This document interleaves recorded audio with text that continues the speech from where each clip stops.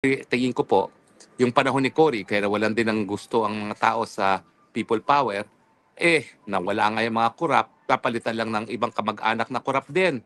Mga kamag-anak ni Cory Aquino na korap din. At yan naman po yung katotohanan. Tsaka siyempre, wala rin political will na ipinakita itong si Cory Aquino. Patunay nga hanggang ngayon, no?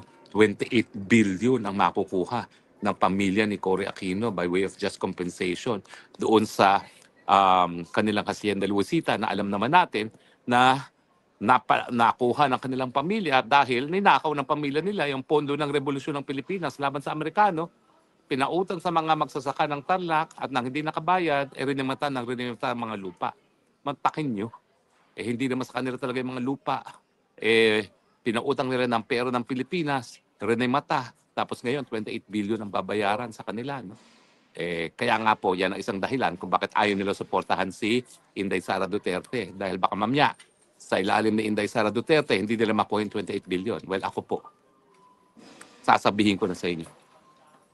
Ako, magdasal na kayong wag si Inday Sara dahil ako talaga, kung makikinig sa akin si BP Sara, kapag siya'y presidente na, hindi yan pababayaran dapat.